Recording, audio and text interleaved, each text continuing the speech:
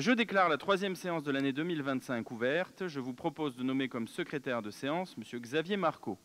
Est-ce que tout le monde est d'accord? Bon, très bien. Je procède donc à l'appel. M. Patrice Dupont. Ah, voilà, je me disais, ça me paraissait bizarre. M. Xavier Marcot, Claude Bourgeois, Jonathan Argenson qui a donné pouvoir à Denis Sabon. Denis Sabon, je suis présent. Marie-Thérèse Galmard. Joël Eckmayer qui a donné pouvoir à Muriel Boudier. Muriel Boudier. Marcel Arsac qui a donné pouvoir à Marie-Thérèse Galmard. Catherine Gaspa. Armand Béglin. Michel Bouillet qui a donné pouvoir à Jean-Michel Boudier. Christiane Lagier. Christiane Jouffre. Patrick Page. Chantal Grabner qui donnera pouvoir à partir de 15h45 à Armand Béglin. Frédéric Vidal. Fabienne Louis qui a donné pouvoir à Patrick Savignan. Patrick Savignan. Marie-France Leroux qui a donné pouvoir à Frédéric Vidal. Monsieur Christian Gastou. Madame Carole Normani. Monsieur Ronan Proto qui a donné pouvoir à Christian Gastou. Monsieur Bernard Vaton. Monsieur Jean-Pierre Pazero. Jean-Michel Boudier. Joël Chalandon. Cédric Archier qui a donné pouvoir à Jean-Dominique Artaud. Jean-Dominique Artaud, que je salue et qui, pareil, a fait un excellent salon ce week-end au Salon des Vins. Je le salue encore. Monsieur Pierre-Marc Estot. Valérie Andrès qui a donné pouvoir à Catherine Gaspa. Aline Landrin qui a donné pouvoir à Pierre-Marc Estot. Nicolas Arnoux. Céline Benex qui a donné pouvoir à Claude Bourgeois. Le quorum étant atteint, l'ordre du jour peut être examiné. Donc, vous avez été destinataire du procès-verbal sommaire de la séance du 20 mars 2025. Avez-vous des questions, chers collègues? Non? On passe au vote, du coup?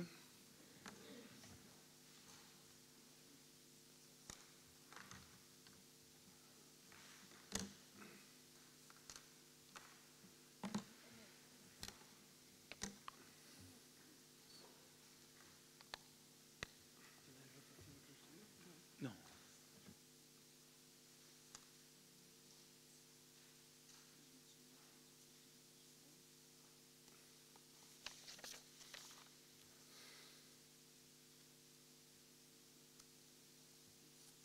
Alors, il nous manque les pouvoirs de M. Boudier, M. Bouillet, et c'est tout pour nous.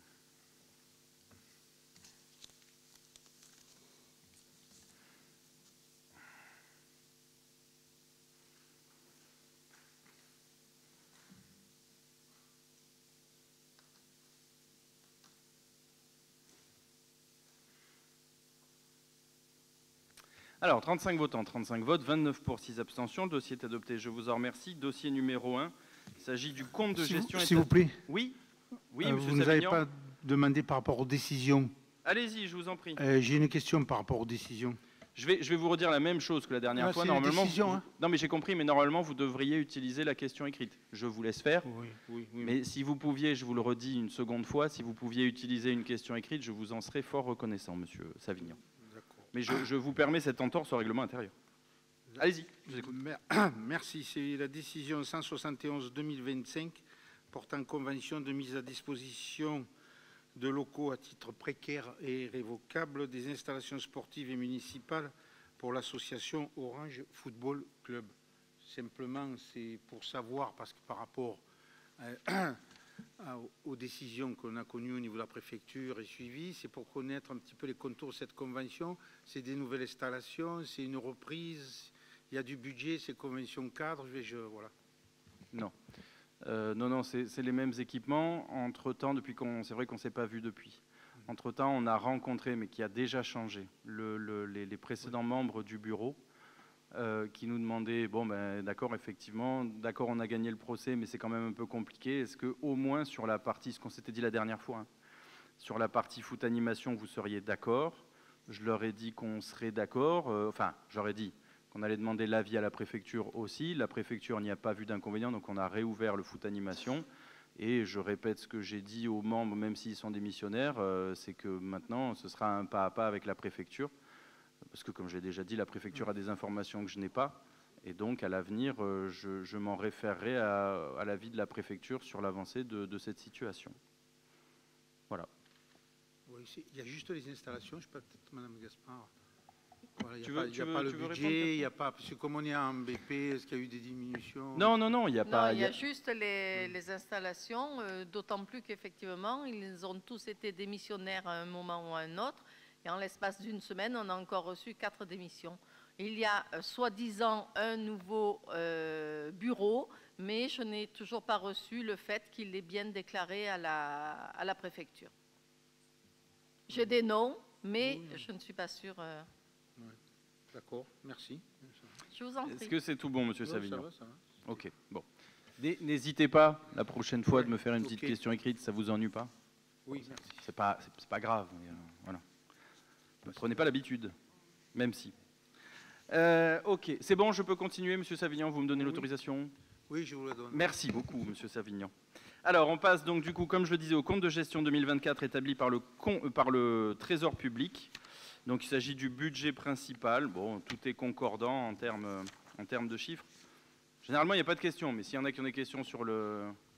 Non? On passe au vote. Je vous propose, si vous n'y voyez pas d'inconvénient, peut-être qu'on passe tous les comptes... Ouais, c'est bon, ça, on fera au fur et à mesure, Oui, mais c'est bon. vous n'y voyez pas d'inconvénient? Ok, bon. Allez, on y va. Donc, on va commencer par le compte de gestion pour le budget principal. Oui, pour le budget principal.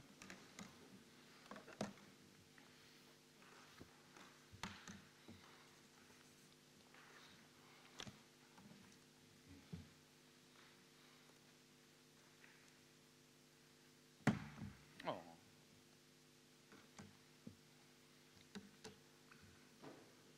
35 votants, 35 votes, 30 pour, 5 abstentions. Dossier numéro 2 pour les pompes funèbres.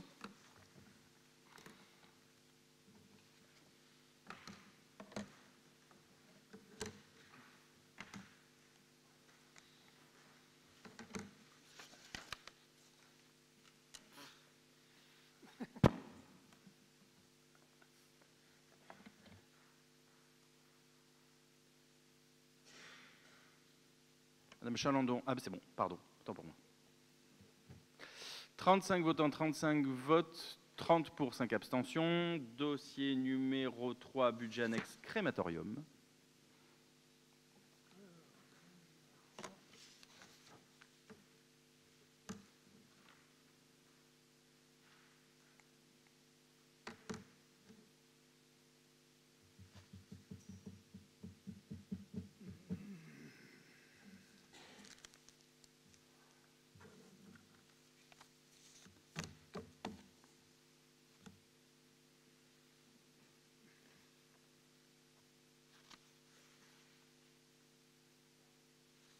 « 35 votes, 30 pour, 5 abstentions. Dossier suivant, là, il s'agit du parking souterrain, dossier numéro 4.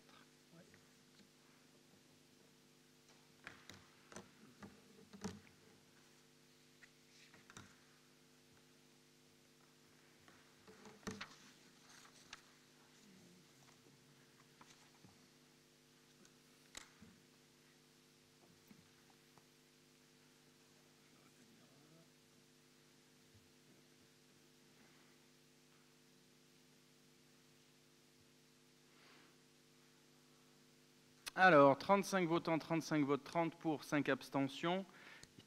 Et on passe au dossier numéro 5, élection du président de séance. Et donc, on vous suggère la candidature de M. Denis Sabon.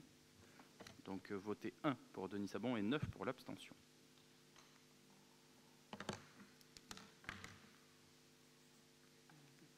Ah bah, je te tiens vite.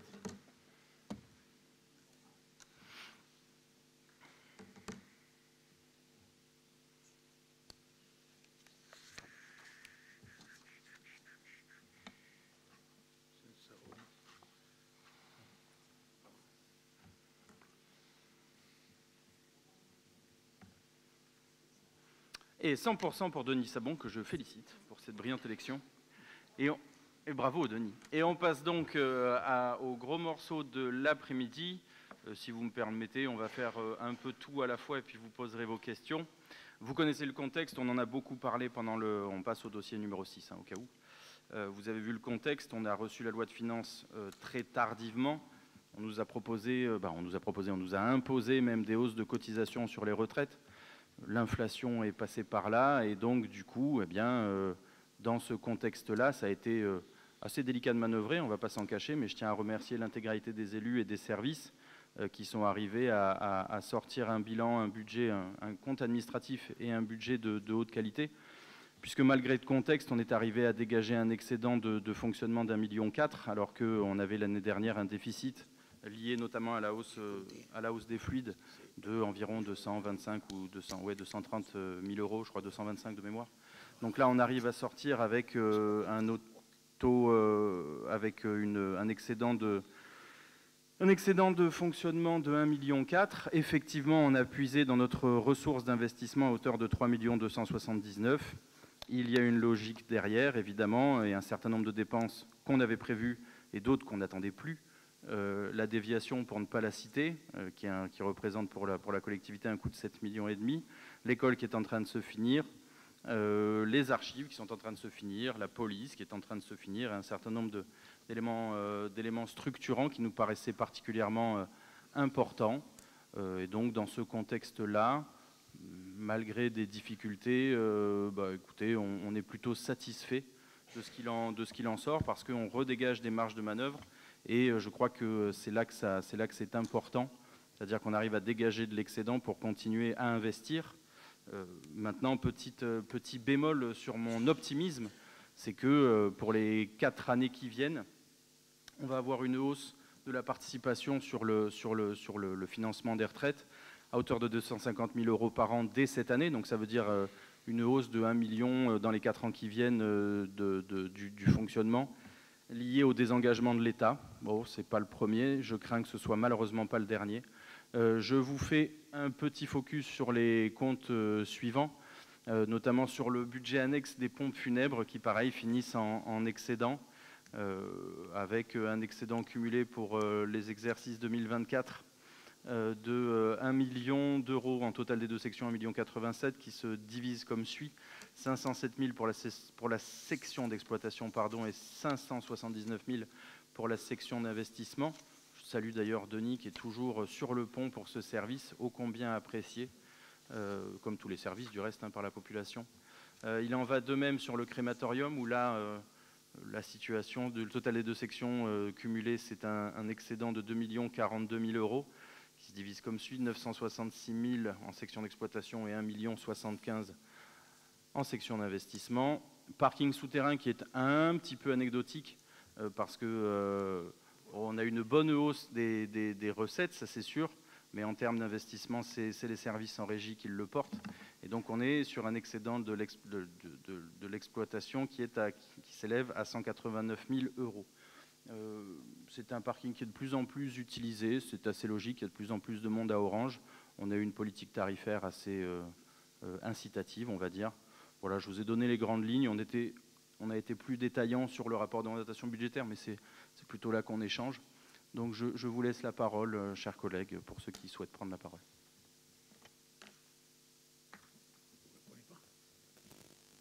Monsieur Savignan, messieurs les Anglais, tirez les premiers. Ouais. Allez-y, je vous en prie. Oui. Attendez. Oui, bonjour.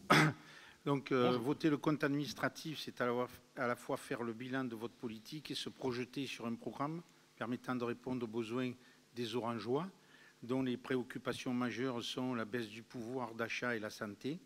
Se rajoutent à ces priorités sur lesquelles nous devrions agir des réalités spécifiques à notre ville, sur laquelle nous devrions avoir des politiques volontaristes, un chômage plus important que la moyenne départementale et nationale, 16,8%, avec un développement des emplois de services et du commerce au détriment de l'activité industrielle, une population fragilisée par la pauvreté, 23,8% des foyers orangeois sont concernés sans politique inclusive, une détérioration de l'accès aux soins et le nombre de médecins généralistes et de dentistes qui continuent de chuter, le classement de notre ville en zone tendue car l'offre de logements locatifs est en tension avec la particularité contradictoire d'un nombre de logements vacants important, 1100, ainsi qu'un nombre très important de logements saisonniers. Une offre de transport en commun peu étendue alors que 54% des Orangeois travaillent à Orange. Cet état des lieux a été fait l'année dernière dans le cadre de l'opération de revitalisation du territoire qui prévoyait des actions notamment concernant les aides au logement. Pouvez-vous nous faire un point des actions conduites dans le cadre de cette convention que nous avons votée à l'unanimité, je crois? Dans votre présentation synthétique, vous nous donnez des arguments objectifs pour critiquer votre compte administratif, qui est le fruit de votre politique d'immobilisme visant à réaliser des performances financières déconnectées des ambitions que doit se fixer une commune pour répondre aux besoins de sa population, car la richesse d'une commune s'évalue au patrimoine communal qui est composé des écoles, des crèches, des salles de théâtre, des stades, des gymnases, d'une bibliothèque, d'un musée, d'un centre de santé, d'un complexe aquatique, mais aussi des politiques en faveur de l'égalité d'accès à la culture, à la pratique sportive, de la petite enfance et à la jeunesse et aussi à l'environnement. Vos projets d'investissement sont annoncés et sans cesse reportés, ce qui vous permet de conserver un excédent budgétaire qui est en train de s'amenuiser car vous laissez s'aggraver le déficit d'année en année. En effet, si on reprend les résultats cumulés des années antérieures, nous constatons un excédent d'investissement de 7,67 et de fonctionnement de 7,89, soit 15,5 millions d'euros. Depuis votre prise de fonction, on a donc une baisse de 3 millions d'euros de l'excédent capitalisé par votre père, qui vous a légué en même temps que sa place de maire un bas de laine de 18,5 millions d'euros et une dette zéro qui est aujourd'hui à 450 euros par habitant. À ce rythme, la ville risque de se retrouver en difficulté, surtout si vous continuez à cumuler le déficit en investissement. Voilà ce qu'on avait à vous dire. Je me suis dit, vous étiez à 2 doigts de m'accuser d'avoir assassiné aussi l'archiduc d'Autriche. Je me suis dit, bon, quand même, ça va, vous n'êtes pas allé jusque-là. Bon, je charrie M. Savignan, mais c'est pas très sérieux. Votre groupe avait l'habitude de critiquer mon père en disant qu'il y avait trop d'excédents. Là, on essaye de rester sur une zone d'équilibre, c'est-à-dire à savoir effectivement, et c'était fait pour ça, et je pense que Jacques Bompard avait dû vous le dire à l'époque, ou en tout cas aux représentants de votre groupe, c'est qu'effectivement, si vous voulez, on s'attendait, vu l'inanité de la politique nationale, mais qui date depuis plusieurs années, à ce qu'un jour on prenne un coup de 12. Et si on avait écouté votre groupe, parce que rappelez-vous, c'était aussi l'argumentation de votre groupe, c'était de dire vous avez trop d'excédents de fonctionnement, il faut le rendre aux Orangeois. Et je pense que fort heureusement, on ne vous a pas écouté à l'époque, parce que si on avait dilapidé l'excédent qui avait eu lieu pour faire des chèques, c'est une politique très socialo-communiste, aujourd'hui on se serait retrouvé fort dépourvu quand la bise fut venue, maintenant que la bise est venue. Donc du coup, qu'est-ce qu'on fait ? On investit parce qu'un certain nombre de projets sont arrivés à maturité, et vous parlez d'immobilisme, ça me paraît un peu compliqué pour qui est de bonne foi et qui se balade dans Orange, de voir qu'il y a plein d'investissements qui se font, que ce soit pour la sécurité, pour nos enfants, ne vous en déplaise, même si ça ne vous plaît pas. Je suis rassuré de me dire que d'ici quelques mois, les enfants de Mistral iront à Coudoulé, ils ne seront plus dans un pailleron, mais dans une école aux normes. Je suis plutôt rassuré de voir qu'on a de plus en plus de gens qui viennent, pas que d'Orange d'ailleurs. Quant à ce qu'on appelle la médiation culturelle, je salue tous les événements qui sont faits à Orange et qui sont d'ailleurs gratuits, mais qui ne sont pas de l'événement culturel d'enfermement communautaire comme votre groupe peut le faire parfois sur d'autres communes, mais où justement on a le souci de transmettre une identité, une historicité et des caractères propres à la Provence. C'est pour ça qu'on a refait les archives, ce qui ne vous a pas plu non plus. C'est pour ça qu'on a beaucoup travaillé aussi avec notre partenaire pour améliorer, avec EDIS, pour améliorer le nombre de visites au théâtre antique, même si c'est toujours perfectible, hein, comme dirait l'autre. C'est pour ça que les services font énormément d'ateliers. Là, je passe sur les services, que ce soit les archives, que ce soit la médiathèque. On a un nombre d'enfants qui va de plus en plus, de public, hein, même, qui va à la médiathèque de plus en plus important. On a le centre de Boisfeuillet ou le centre du Coudoulé en été ou en périscolaire, ou en période de vacances, pardon, qui est plein, et tout le monde est satisfait des services. On en fait pour toutes les générations. Pour les seniors, pour les jeunes, on va encore faire une programmation culturelle, si vous ne l'avez pas vue, assez dense, avec une grosse partie gratuite aussi. Les socio-professionnels de la ville sont plutôt contents. Je n'ai pas, si vous voulez, bien sûr, hein, j'écoute vos remarques ou vos critiques, mais je n'arrive pas à les corroborer avec les critiques que j'ai de la part du public. C'est un peu comme pour les Courrèges, vous avez remué ciel et terre. Je n'ai plus que des félicitations pour le chantier des Courrèges, et je pense que vous-même, vous avez pu constater que peut-être vous êtes allé un petit peu vite en besogne sur vos critiques. Donc, je suis un peu, si vous voulez, toujours surpris du paradoxe de vos attaques. Pendant des années, mais c'était logique, vous nous avez dit il ne se passe rien. Maintenant, il se passe. On a même vu un montant d'investissement. Je crois que cette année, on a frisé les 16 millions. Et encore, je ne mets même pas l'interco. Et vous me dites, on ne voit rien venir. Si vous ne voyez pas grand-chose venir, peut-être qu'il faut que vous fassiez comme moi il y a quelques semaines et que vous changiez de lunettes. Avec tout le respect que je vous porte, hein, Monsieur Savignan. Mais je pense que c'est un peu, à côté de la plaque, vos attaques. Voilà. Je vous le dis très respectueusement, hein, toute l'affection que je vous porte. Oui, allez-y, je vous en prie. Oui. Vous avez parlé de bise, vous faites bien, parce qu'un bon skipper s'adapte toujours au vent. Oui. Et donc, aujourd'hui, nous, ce qu'on regrette, effectivement, c'est en termes de choix. Et qu'en cette période de crise, il n'y a aucune aide en termes de pouvoir d'achat pour les ménages orangeois, les foyers orangeois, comme il n'y a pas d'action en direction de la désertification en termes de santé. Donc c'est ça notre plus grand regret. Et ce qu'on pointe, vous pouvez vous adapter. En ce qui concerne les courèges, j'en profite pour vous dire que effectivement, c'est bien ce qu'on avait passé. Nous, on a toujours dit que la voirie, l'aménagement, vélo, etc., on n'était pas contre. On s'est toujours prononcé sur l'inutilité de l'abattage des 140 arbres. Et le résultat nous donne raison, puisque les 140 arbres sont replantés exactement au même endroit que ceux que vous avez enlevés, et donc qui n'étaient pas dangereux parce que très loin de la voirie. Je parle de ceux qui étaient à côté du dentiste, mais au résultat, ça coûte la bagatelle de 700 000 € aux orangeois. Voilà ce sur quoi on s'est battu, plus les problèmes de réglementation sur lesquels, vous savez, on est toujours en cours. Voilà ce que je peux vous ajouter, ce que vous avez dit. Alors, d'une part, on n'a pas replanté que sur la zone, puisqu'il y avait une partie des compensations. Enfin, je ne sais pas si Xavier Marco voudra dire autre chose, mais il y a une partie qui est à l'extérieur de l'endroit, parce que, au cas où vous ne l'auriez pas vu, si on avait planté plus d'arbres, je ne vois pas où est-ce qu'on aurait pu les planter, très sincèrement, ou alors ça aurait été l'anarchie. Ça, c'est le premier point. Le deuxième point, la dépense excessive, c'est vous qui l'avez causée. Alors certes, hein, toute la machine d'État s'est mise en branle derrière vous. C'est peut-être même un peu à ça qu'on vous reconnaît. Il n'empêche, je ne vais pas vous refaire l'historique, c'est que même la préfecture n'était pas au courant de la procédure, puisque nous l'avons co-construit, c'est notre interco qui l'a co-construit avec les services de la DDT, que d'autres communes, et je vous l'ai déjà dit ici, s'en sont affranchies sans que ça pose de problème ou sans qu'il y ait de collectif qui se soit mobilisé. Mais ça, bon, ça, je commence à être rompu depuis tout petit sur ce type d'exercice. Et d'autre part, enfin, je veux dire, quand on voit le nombre d'arbres qu'il y a sur Orange depuis 30 ans qu'on y est, il y en a même sans doute sensiblement plus qu'avant. Bon. Sur la question de la santé, je vais vous redire la même chose que je vous ai dit ou peut-être je rentrerai un peu plus dans le détail.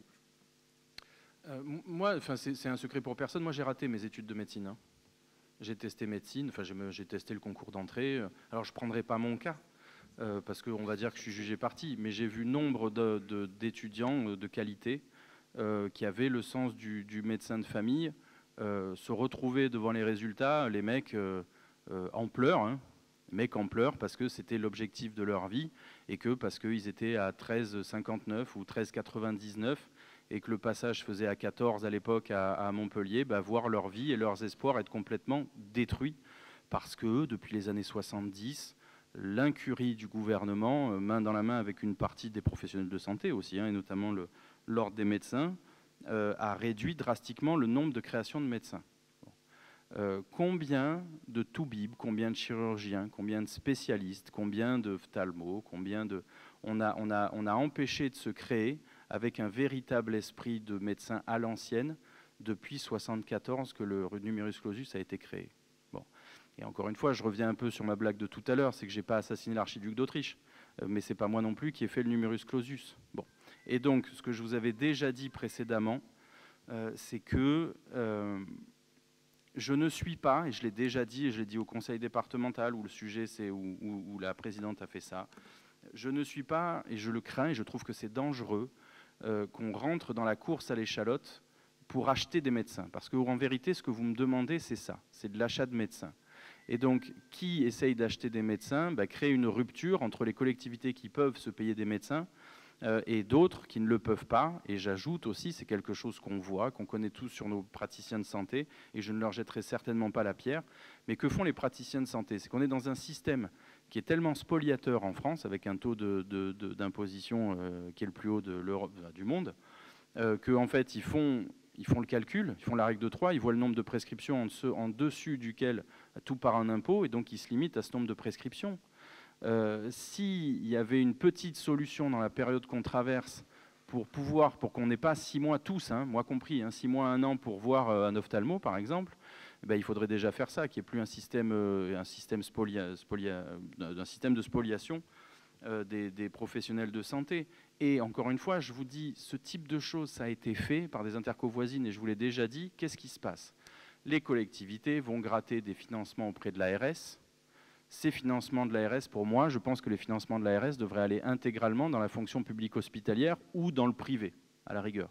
D'ailleurs, ce ne serait pas totalement déconnant. Mais ce n'est pas ce qu'on fait. Et donc, du coup, partant à la course après les subventions de l'ARS, c'est autant de crédits, à mon sens, qu'on enlève à la fonction publique hospitalière. Et en tant que défenseur du service public tel que je vous connais, ce n'est pas le genre de choses dont vous devriez vous satisfaire. Et je vais même aller plus loin, je vous l'avais déjà dit, l'Interco de Bolène, qui avait lancé un centre de santé, qui avait fait grosso modo ce que vous aviez fait, a fini par clôturer son compte annexe. Un certain nombre de médecins qui avaient été pris là-bas ont fini par être dans nos cabinets privés à Orange. Pourquoi?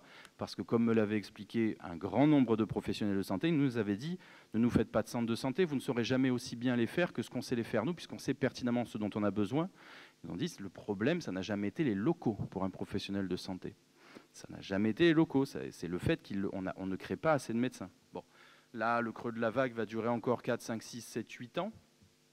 Mais ce n'est pas en déshabillant Pierre pour habiller Paul, et en plus en lui baissant. Alors là, je vais rentrer dans une dialectique marxiste que vous allez comprendre.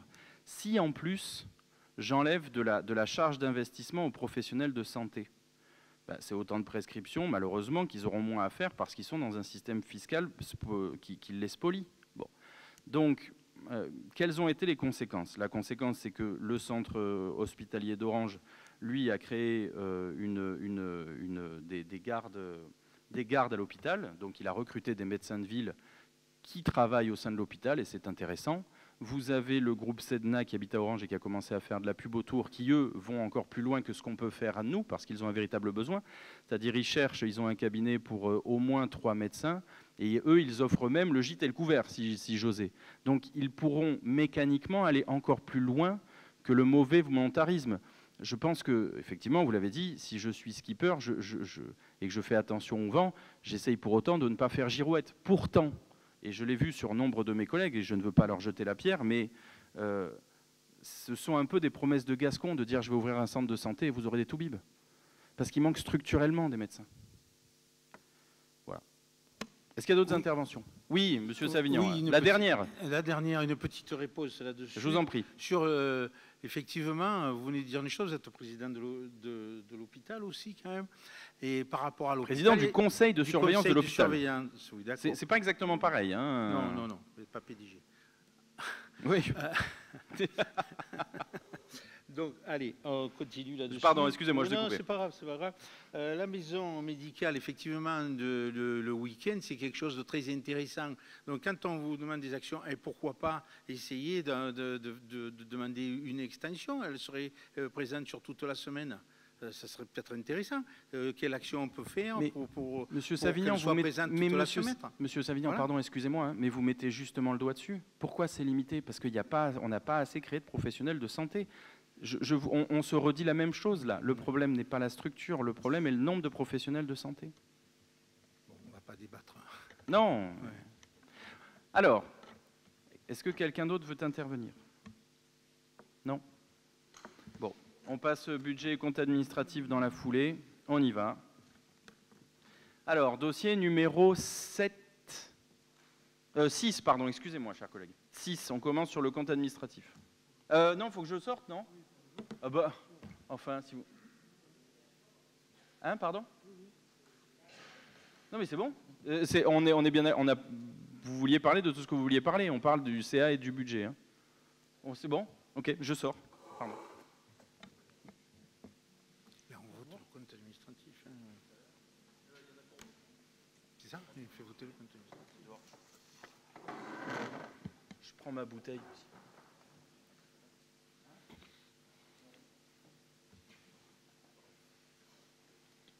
Je prends mon temps.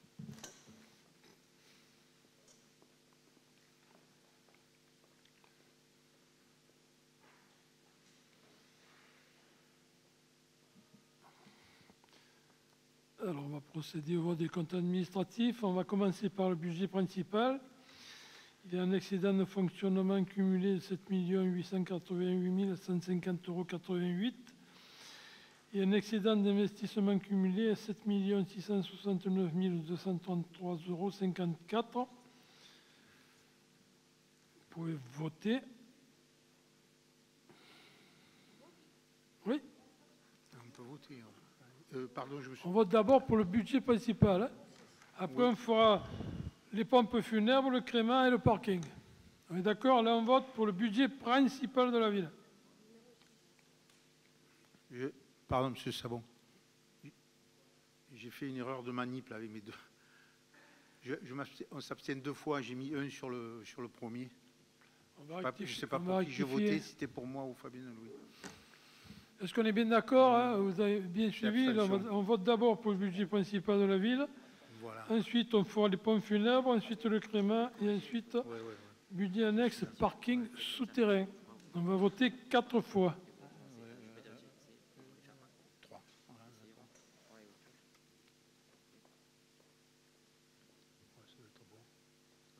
C'est bon.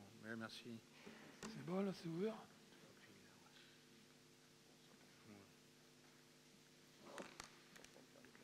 Voilà. Tu peux le faire.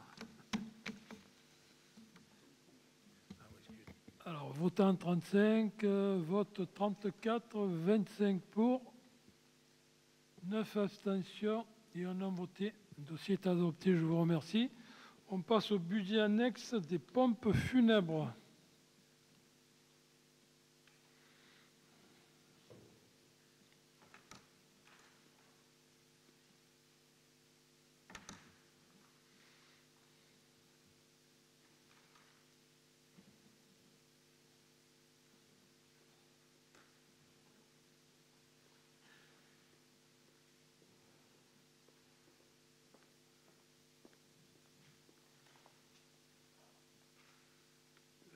Pour le pouvoir, voilà.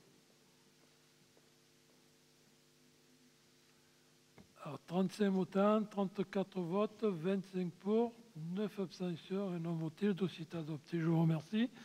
On passe au vote du budget annexe du crématorium.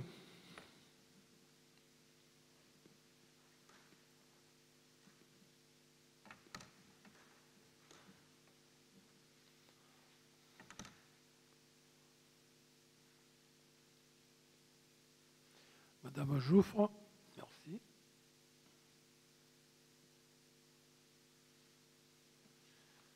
« 35 votants, 34 votes, 25 pour, 9 abstentions, un non voté. Le dossier est adopté, je vous remercie. Et enfin, on va voter pour le budget annexe du parking souterrain.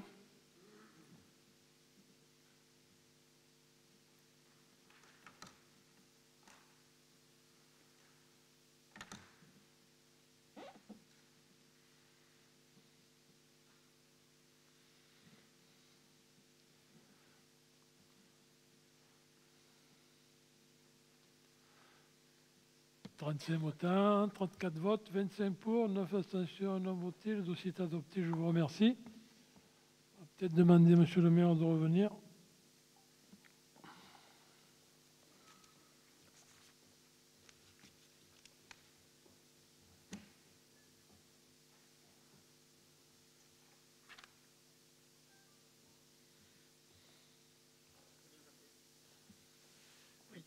Impeccable.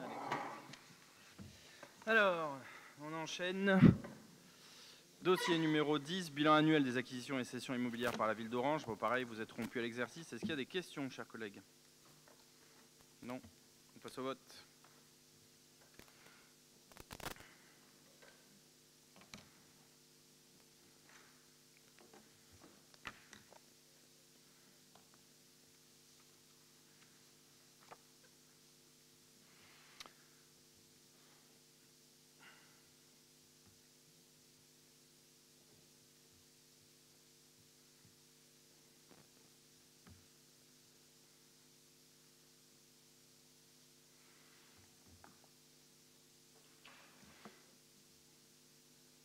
Pierre, il nous manque ton scrutin. Ne te laisse pas dissiper par tes collègues de gauche et de droite.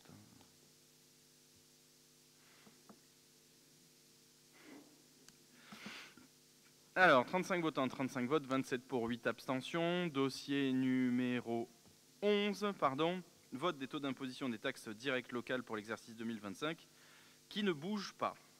On maintient les taux. Est-ce qu'il y a des questions, chers collègues? Non, on passe au vote. Oui, Madame Normandie, je vous écoute. Oui, donc je voulais juste dire que nous allons voter pour, car nous pensons qu'il faut contribuer à préserver le pouvoir d'achat de tous. Nous pensons donc que c'était une bonne chose de maintenir les taux en l'état. Cependant, nous rappelons que le slogan « Pas d'augmentation des taxes et impôts » ne tient plus, puisque la taxe des ordures ménagères a augmenté de 41% depuis 2021. C'est à l'Interco. Elle a augmenté une fois. Voilà. Parce que Emmanuel Macron nous a mis une TGAP assez puissante. Tiens, ça me dit quelque chose. Je ne l'ai pas déjà dit, ça. C'est bizarre. Vous connaissez la sensation de déjà vu? Ouais? Non? Je ne sais pas. Ok. Oui. Oui, Monsieur Savignan. Alors, Madame Aloui vous a envoyé son mail. Non, non. Trop loin. Eh ouais, elle a de la chance. Il n'y a rien qui passe, j'ai tout le travail. Allez, je vous écoute. Alors, je vois que vous n'avez pas changé de religion depuis le dernier conseil municipal. Non, je mourrai catholique. Voilà. Donc, que ce soit dit, je mourrai catholique romain en faisant la messe en tridentin. Voilà. Donc, en ce qui concerne la taxe sur les résidences secondaires, vous n'avez pas changé. Non plus, d'ailleurs, en ce qui concerne la taxe des logements vacants, alors qu'Orange est en tension sur le marché de la location, ce qui signifie que la demande est plus élevée que l'offre. Cette situation est en train de s'aggraver avec l'arrivée des rafales. Il serait donc intéressant, par le biais de la fiscalité immobilière, d'inciter à la location et d'obliger les propriétaires à faire des travaux d'appartements vides mais impropres à la location en lien avec le permis à louer. Cela permettrait d'agir sur la qualité du logement et lutter contre les mauvais bailleurs. Dommage que vous n'ayez pas fait ces choix. Par contre, vous avez peut-être réfléchi depuis l'Europe sur la possibilité d'exonérer pour 3 ans de taxes foncières sur le bâti les logements d'habitation ayant été achevés depuis plus de 10 ans, ayant fait l'objet de travaux de rénovation énergétique, ceci afin d'encourager les pratiques durables et vertueuses visant à faire baisser la facture énergétique et le niveau de pollution de l'air. Merci de me répondre. Oui, même réponse que le mois dernier, ça vous va? Oui, mais sur... Je n'ai pas changé de religion. Ça, d'accord, mais le dernier point, là? Non, sur le dernier point, non, il faut me laisser un peu de temps pour qu'on regarde ça. Encore une fois, je vous dis, on s'était demandé plus généralement à baisser la fiscalité. Enfin, très franchement, je l'aurais pu, je l'aurais fait. Mais quand je vois que j'ai eu le budget un mois et demi, enfin que j'ai eu les dotations de l'État un mois et demi avant la date fatidique, vous comprenez bien que à baisser les recettes, je vais les baisser d'une main tremblante quand même, parce qu'on est dans l'insécurité juridique la plus totale. Donc je pourrais faire effectivement comment dire, dire oui, je vais baisser, mais encore une fois, il faut comprendre l'instabilité dans laquelle on est. Donc voilà, déjà je les maintiens et on les maintiendra comme le veut la devise d'Orange. Ça, il n'y a pas de problème. Les baisser, encore une fois, vous l'avez vu, c'est partie des choses dont vous avez pris connaissance dans le budget et plus encore dans le rapport d'orientation budgétaire. Je le répète, on a perdu une dotation forfaitaire équivalente à 64 millions d'euros depuis 2014. Et ce qu'on n'a pas ponctionné en ayant baissé les taux depuis 1995, c'est une perte de recettes de 61 millions d'euros. Autant celle qu'on a décidée, je l'assume, autant celle que l'État nous enlève, elle est un peu plus indigeste, quoi. Donc on serait resté dans les mêmes niveaux de financement. Et ce qui est paradoxal, c'est que le contribuable orangeois n'a pas vu ses impôts nationaux baisser. Donc voilà. Mais ce que certains dans cette Assemblée tolèrent de la part de l'État, ne le tolèrent pas de notre part quand il s'agit d'une taxe, donc là où il y a un service, et pas d'un impôt, là où c'est comme ça. Voilà, je vous donne une réponse. C'est dommage, ça aurait baissé un peu le pouvoir. Pour le pouvoir d'achat de certains orangeois, ça aurait été bien. Mais il faisait une action dans l'environnement. Monsieur Savignan, entre nous, Vous êtes sûr que c'est la pression fiscale orangeoise, qui est l'une des plus basses du département, qui empêche les orangeois en particulier de... C'est ça qui les fait souffrir de leur... Encore une fois, c'est ce que je vous dis. 61 millions d'euros qu'on n'a pas ponctionné dans la poche des orangeois. Je ne suis pas sûr qu'il y ait beaucoup de collectivités qui puissent s'en enorgueillir. Ils ont plutôt tous augmenté les impôts. On a fait... Ça, enfin, vous arrivez un peu 30 ans après la bataille, sauf votre respect, Monsieur Savignon. On a fait déjà tout ce qu'on pouvait et on fera toujours ce qu'on peut pour conserver le pouvoir d'achat des orangeois. Il faut continuer. Je vous remercie pour vos encouragements. Ok. On peut passer au vote ?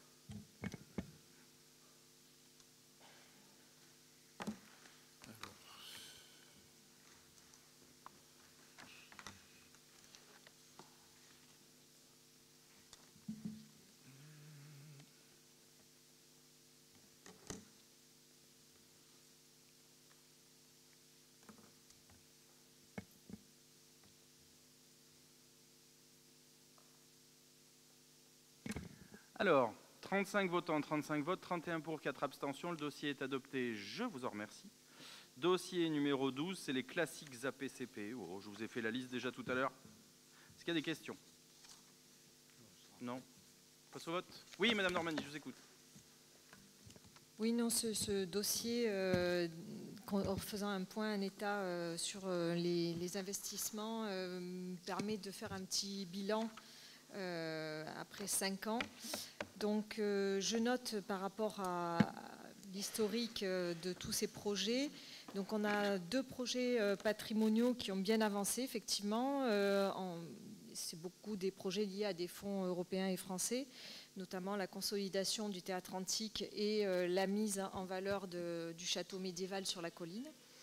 Nous avons un projet de poste de police en cours. Nous avons un projet de poste de police en cours. Ce projet était nécessaire vu la vétusté des locaux actuels. Je regrette simplement que cela aurait pu être programmé dans le mandat précédent. Et nous pourrons juger de la qualité du projet lorsque l'activité y sera transférée. Ensuite, il y a 8 projets que j'ai répertoriés, mal gérés ou abandonnés. Donc je vais faire rapidement un petit état des lieux. Donc on a commencé par l'Hôtel Dieu, dont la défiguration de la façade avec un chantier très mal géré, tant au niveau architectural, je rappelle la condamnation des fenêtres, que financier. On partait de 6,4 millions, on est arrivé à un budget de 8,6 millions. Un parcours patrimonial qui n'a de parcours que le nom, puisque la majorité des rénovations annoncées, extension du musée, rénovation du cloître Saint-Florent, n'ont même pas démarré. Un abandon du projet du Boulodrome, après plusieurs études très coûteuses.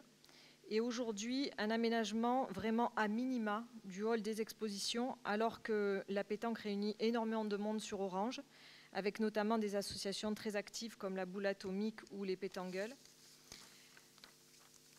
Un dossier aussi sur tout ce qui est mise aux normes handicapées, qui n'est toujours pas réellement activé depuis 5 ans, qui était pourtant annoncé. Une nouvelle école au Coudoulet, surdimensionnée et très coûteuse, appelant la fermeture brutale de l'école Mistral. L'extension d'une zone commerciale au nord d'Orange, au lieu d'un projet de zone artisanale qui n'aurait pas mis le centre-ville en concurrence avec cette nouvelle zone commerciale. Des ventes d'immeubles à perte. D'ailleurs, je relève dans le budget primitif que vous prévoyez des cessions d'immobilisation pour plus de 2 millions contre 850 000 en 2024. Donc j'aurais bien aimé savoir à quoi correspondaient ces cessions. Et j'espère que là encore, vous n'allez pas brader le patrimoine de la ville. Et enfin, une déviation dont le budget de 50 millions d'euros est quand même très important à porter pour la ville et même le département. Et je pense que ce projet, tel qu'il a été pensé il y a 30 ans, n'est plus adapté aux besoins du territoire, notamment depuis l'abandon de sa prolongation au nord, ce qui lui fait perdre tout son intérêt. Donc voilà, c'est un petit peu le bilan que je souhaitais faire après 5 ans de mandat. Bon, c'est pareil, sensation de déjà vu, plus qu'une sensation d'ailleurs. Bon, je ne vais pas vous redire les mêmes choses, hein. Vous confondez, c'est pareil, c'est comme tout à l'heure, vous confondez la hausse de fiscalité avec la hausse des bases liées par l'État, faite par l'État, donc par votre ami Emmanuel Macron. Les terrains, si vous avez vu la délibération suivante, on vend pour plus d'1 million, quasiment 1,8 million. 2 millions ouais, pour les terrains de la déviation. Donc si vous ne voyez pas la valorisation alors qu'elle est dans 3 rapports, dans 3 délibérations, c'est quand même un peu angoissant. L'accessibilité handicapée, pour vous dire, hein, peut-être que vous croirez plus le conseil régional plutôt que moi, vous avez vu la semaine dernière, on a inauguré la gare. Et c'est le maire de La Roque d'Enterron qui a la commission et qui a dit c'est un sujet sans fin qu'on faut prendre à bras le corps mais qui ne sera jamais parfait. Bon. La ville d'Orange, elle investit 350 000 euros par an pour se mettre en conformité avec la loi. Et soyons très clairs, ça ne sera jamais assez. Mais moi, ce n'est pas l'investissement qui m'intéresse. Je vais vous donner un exemple. S'il suffisait d'investir pour que...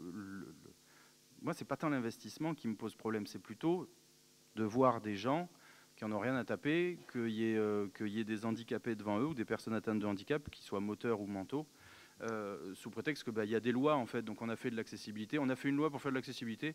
Donc, c'est bon, le problème est réglé. Moi, je suis plus choqué quand je sors d'une salle de spectacle, même si c'est très rare que je vois ça à Orange, mais je suis plus choqué par l'attitude des gens qui ne laissent pas passer les personnes à mobilité réduite, par exemple, ou qui tournent la tête quand tu vois une personne atteinte de handicap mental, plutôt que de me choquer sur le fait que vous estimez que ce n'est pas assez, 350 000 euros par an pour mettre en accessibilité nos équipements. Moi, je pense que le combat, il est plus sur plus que l'intégration, plus sur l'assimilation, même encore des personnes atteintes de handicap. Mais il est vrai que quand je vois qu'un ancien ministre et député socialiste, Olivier Dussopt, pour pas le nommer, est capable de dire à l'Assemblée nationale, alors vous allez me dire, il y a 5 ou 6 ans, dire mais c'est anormal qu'il y ait encore autant de personnes atteintes de trisomie 21 qui naissent avec les diagnostics fétaux. Bon, c'est ça, hein, l'état du législateur. On est plutôt sur un législateur, et je pense qu'on va le voir dans les années qui viennent, qui a plutôt le sens de l'eugénisme plutôt que le fait de protéger les plus faibles. Donc moi, je veux bien que vous m'attaquiez sur le fait qu'on n'en fasse pas assez pour le handicap. Moi, ce qui m'intéresse plus, et ce que j'essaye d'impulser, c'est pas tant la structure, même si on le fait, et on le fait même, je pense, à plus haute hauteur que la plupart des communes, mais c'est surtout qu'il n'y ait pas, qu'on ne regarde pas d'un œil torve les gens qui sont atteints de handicap. Bon, je vous ai répondu là-dessus. Après, vos critiques, elles sont aussi sempiternelles que inopérantes, mais ce sont vos critiques et je vous les laisse, mais le réel leur tord le cou, c'est tout ce qui m'intéresse. On est bon ? Allez, on passe au vote.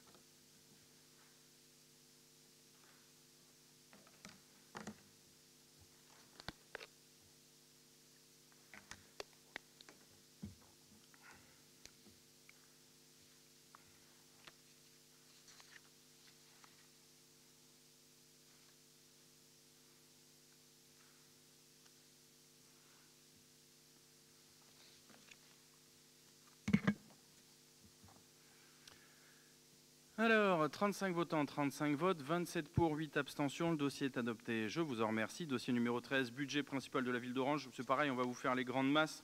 Donc, c'est un budget qui s'équilibre en recettes et en recettes et en dépenses, pardon, dans la section de fonctionnement à hauteur de 47 430 000 euros et en investissement à hauteur de 26 537 000 euros.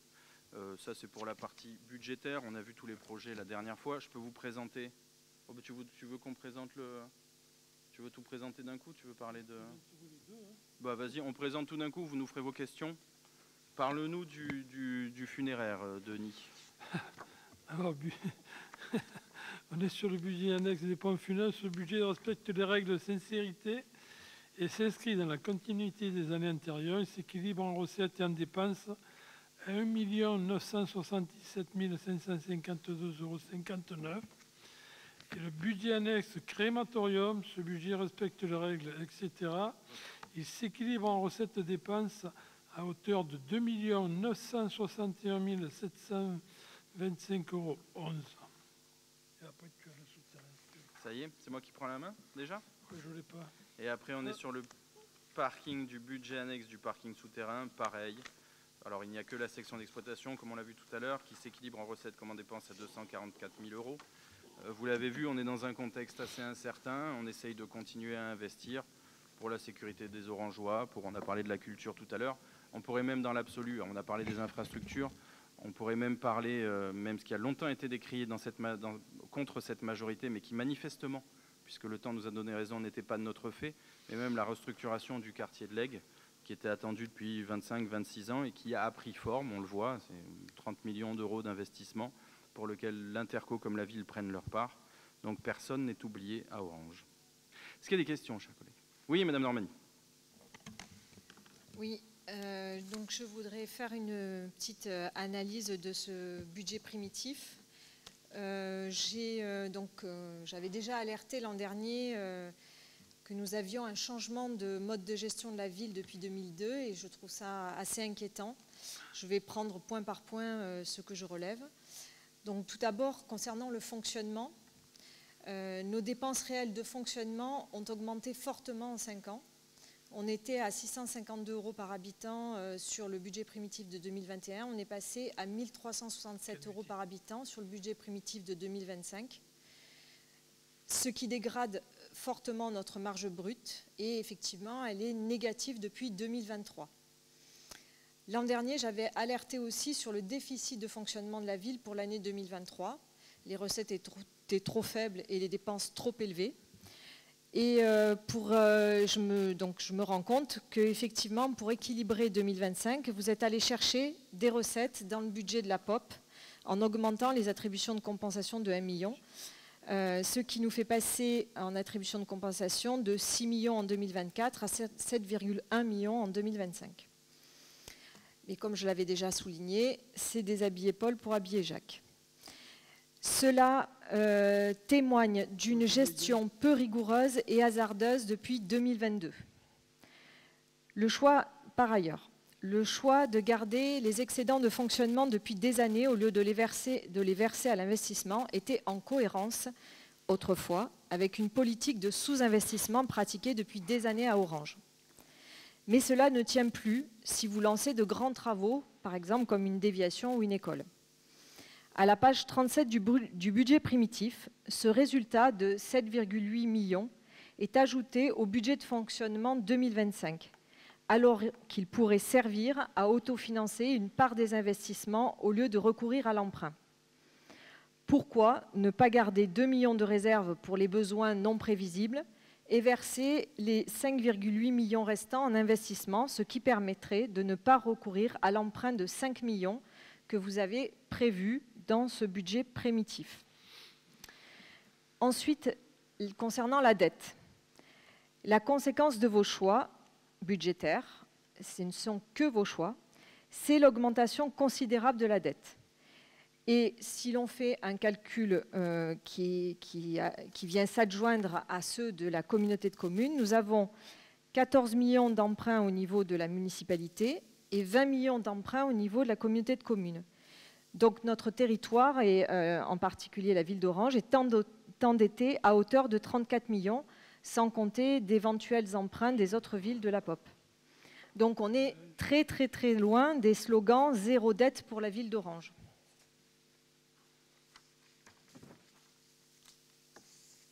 C'est fini. Bon, alors je vais essayer d'être pédagogique. Vous faites des comparatifs comme si rien ne s'était passé en Europe et dans le monde.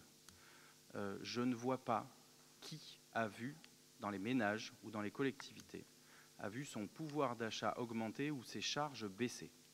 Si c'est le cas de quelqu'un, qu'il m'explique le secret, parce que je pense qu'on a plutôt tous pris un coup de 12 sur les prix à la consommation. Et encore une fois, je n'ai pas assassiné l'archiduc d'Autriche, et ce n'est pas moi qui ai emprunté 400 millions et qui ai fait 400 milliards, pardon, et qui ai fait péter l'endettement public français de 1400 milliards d'euros en 8 ans. C'est le président de la République que vous avez fait lire. Donc, il y a des conditions quand même, il y a une conjoncture.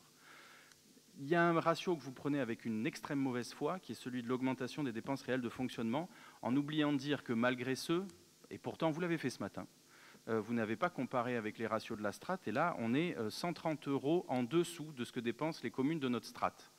Ça prouve bien, si vous regardiez ça avec un peu de bonne foi, que les augmentations ne concernent pas qu'Orange, mais l'intégralité des strates de notre commune, qui va des communes de 20 000 à 50 000 habitants. Bon, avec un peu de bonne foi, je vous en conjure, comprenez-le.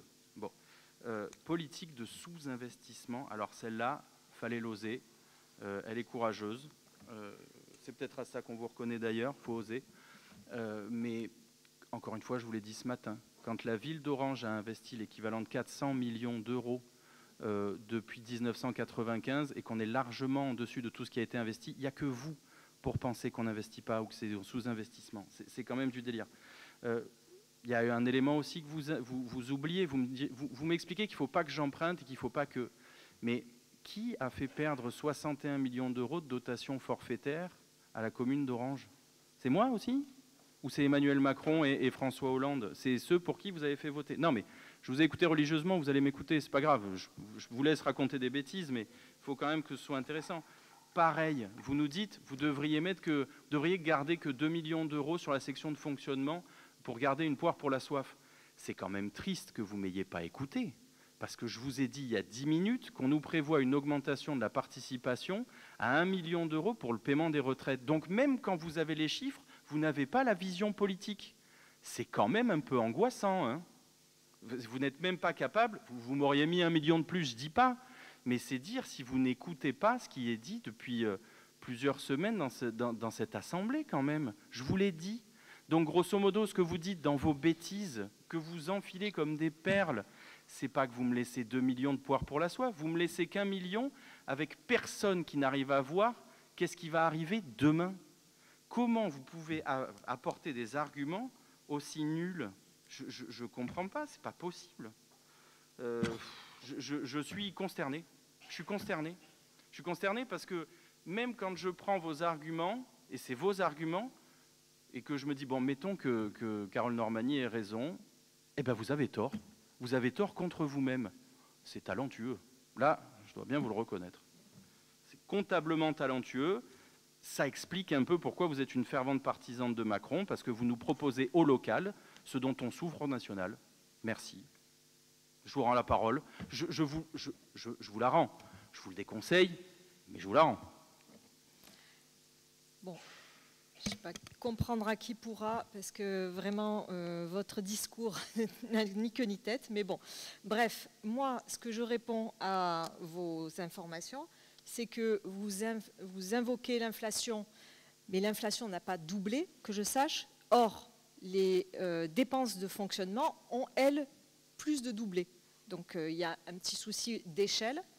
D'autre part, quand vous dites les investissements sur 30 ans, ça fait 13 millions par an, excusez-moi, mais pour une ville de 30 000 habitants, 13 millions par an, on est très en dessous de ce qui aurait pu être fait. Donc, on est bien en une politique de sous-investissement.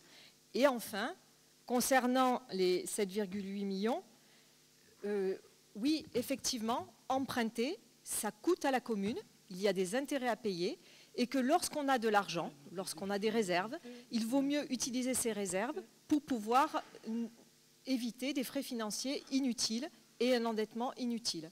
Voilà. Et si vous avez si peur de votre budget 2025 à 7 millions près, alors là, il faut m'expliquer comment vous gérez. Parce que si vous avez besoin d'une marge de manœuvre de 7 millions, c'est dramatique. Sur une année.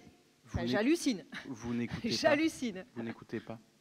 Vous Ah bah n'écoutez si. pas. Ah bah Vous si, n'écoutez j'écoute pas très et bien. vous ne comprenez pas.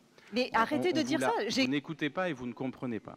On a pris, il faut que vous le compreniez quand même, c'est important, parce que votre ami Emmanuel Macron, celui que vous avez fait élire, Emmanuel Macron, votre ami, et votre ami Emmanuel Macron nous a augmenté, nous a fait le dégel du point d'indice, les augmentations sur les catégories C, etc. Vous l'avez vu, on l'avait pris, mais je vais y parler. Mais je vous en ai déjà parlé, mais comme vous n'écoutez pas ou que vous ne comprenez pas, je suis obligé de répéter. Et donc, du coup, sur 2 ans, on a pris 2,5 millions d'euros de charges salariales en plus. 2,5 millions d'euros en 2 ans. Là, d'un coup de trait de plume de vos amis du gouvernement, on va prendre 1 million sur 4 ans. Oui, Oui, je prévois gros, parce que le pouvoir que vous avez mis en place est tellement incompétent, et il a tellement tué ce pays, que je ne sais pas à quelle sauce on va être mangé. Voilà. Donc vous le comprenez pas, c'est pas mon problème. Le problème, et vous devriez vous en référer à ce qui se passe à l'Interco, tous les maires disent comme moi, peu importe leur coloration politique, tout le monde a ça. Quant à dire qu'en investissant 13 millions d'euros par an, comme une commune pour Orange, qui a 40% de recettes fiscales en moins par rapport aux communes de sa strate. Il faudrait quand même que vous arriviez à le comprendre aussi. J'aimerais bien savoir quelle collectivité est arrivée à enchaîner autant que nous. Hein. Parce que 13 millions d'euros, il faut les envoyer. Hein. Quand vous savez que vos collègues En Marche, ils n'arrivent pas à envoyer ça, ou que le seul truc qu'a fait votre président de la République, c'est de faire de l'endettement, bon. Après, les budgets, vous ne voulez pas les comprendre, vous ne les comprenez pas, ou c'est trop compliqué à comprendre, ça, c'est plus mon problème. Est-ce que c'est tout bon, monsieur, dame? Oui. Madame Vidal? Oui, les fluides, parlons-en. On a pris 100% en augmentation sur le carburant et sur l'électricité. Non, c'était pas x2, hein, sur le gaz aussi. Bon, enfin bref. Madame Vidal? Je tenais à revenir quelques instants sur l'ouverture prochaine du groupe scolaire Charlemagne au Coudoulet. J'aurais deux petites questions. Une antenne relais, en effet, assez imposante, jouxte le nouveau groupe scolaire. Alors même si à ce jour l'expertise nationale et internationale ne conclut pas à l'existence de risques sanitaires liés à une exposition aux champs électromagnétiques émis par les antennes relais de téléphonie mobile, je voudrais savoir si vos services ont demandé aux exploitants de cette antenne quelle serait l'exposition du public, c'est-à-dire des enfants, aux champs électromagnétiques émis par cette installation. En effet, le décret du 3 mai 2002 prévoit des valeurs limites d'exposition au public aux champs électromagnétiques. Qu'en est-il pour cette antenne? Et deuxième question, lors du dernier conseil d'école de février 2025 de l'école Mistral, il a été question à un moment donné de la fermeture de l'école des Sables et du transfert des élèves sur le nouveau groupe scolaire Charlemagne. La réponse des représentants aux affaires scolaires de la mairie n'a pas été très claire. Pouvez-vous nous en dire plus sur une éventuelle fermeture de l'école des Sables et du transfert des élèves sur le groupe scolaire Charlemagne? D'autre part, lors de ce conseil d'école de Mistral, des parents ont voulu savoir s'il y aurait un ramassage scolaire pour emmener les enfants au Coudoulet, et la réponse de la mairie a été la suivante: il n'y aura pas de ramassage scolaire à proprement dit, mais un bus est sûrement prévu. Pourquoi un ramassage scolaire n'est-il pas envisageable? Et un bus sûrement prévu, cela veut dire quoi? Une ouverture de ligne? Pouvez-vous nous en dire plus à ce sujet? Merci. Ça aurait été dommage de rater tout ça. Alors, si l'arrêt de bus, je vais parler, Madame Vidal, un petit peu de politesse, ça ne vous fera pas de mal. Au cas où vous ne l'auriez pas vu, l'arrêt Mistral a été mis déjà, l'arrêt de bus. Donc on est en train de travailler avec le délégataire de service public pour voir le meilleur ratio, sauf qu'il nous faut attendre la fin des inscriptions pour voir comment on fait la collecte. C'est assez logique. Ça, c'est le premier point.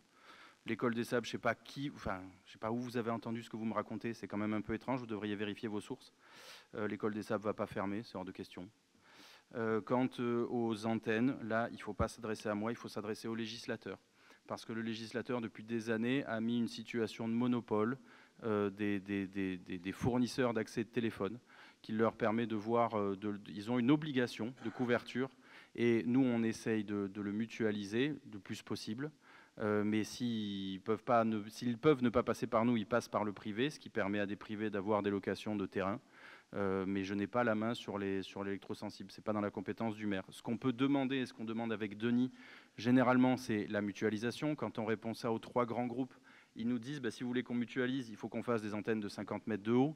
Je ne suis pas sûr que ce soit bien plus approprié qu'on ait des antennes de 50 mètres de haut. Et sinon, ce qu'on leur demande, mais ils n'y sont pas forcés non plus, c'est de faire de l'insertion paysagère. C'est jamais très génial, mais je préfère toujours mieux avoir un faux cyprès qu'une moche antenne. Voilà, grosso modo. Oui, allez-y. C'est pas ça que je vous demandais. Je voulais savoir si, en créant ce groupe scolaire Charlemagne au Coudoulet, vous avez demandé à l'exploitant de cette antenne relais quel était le niveau de champ électromagnétique et de nuisance, et savoir s'il était dans les normes ou pas. Oui, il nous renvoie vers l'ARCOM et je ne sais plus quelle autorité. C'est avec eux qu'il faut voir ça. D'accord. Vous n'avez pas eu d'informations particulières à ce sujet? Non. Parce que ils vont nous dire qu'elles respectent les limites, mais je crois même que les longueurs d'onde sont sur le site, pas de l'ARCOM, il y en a une autre, l'ARCEP. D'accord.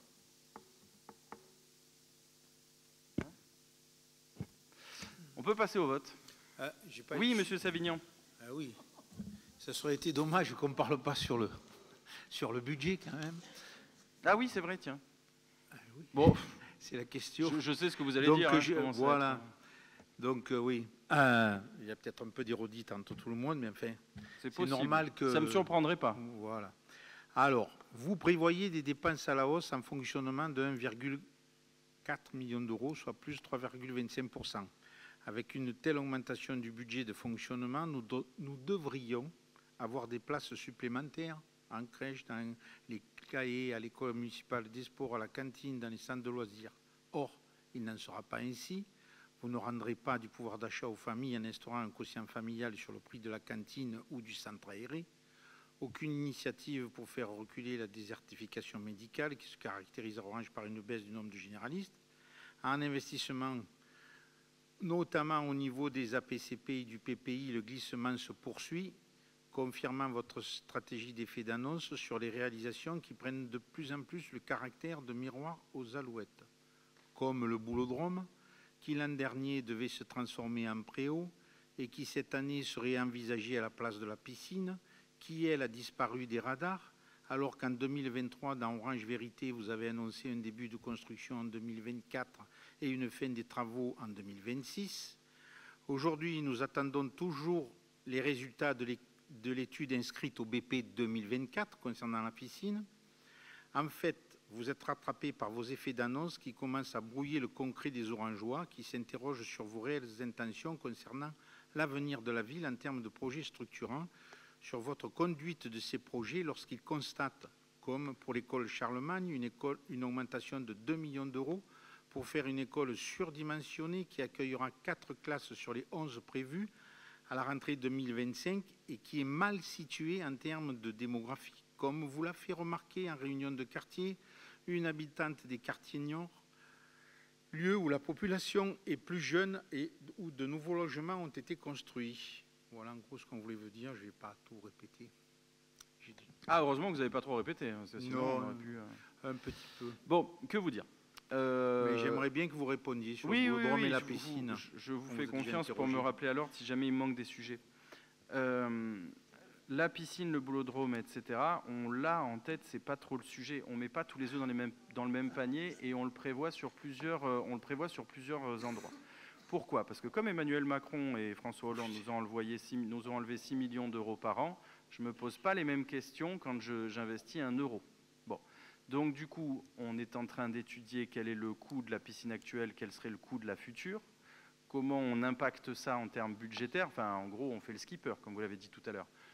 Parce que déjà, quand je fais une école, je me fais attaquer par les communistes alors que j'y croyais pas. J'aimerais pas trop subir vos attaques quand même, ce serait un peu dommage. Donc du coup, ça fait partie des choses sur lesquelles... Pardon, monsieur Savignan, soyez poli s'il vous plaît. En plus, je tâche de faire attention de ne pas vous couper.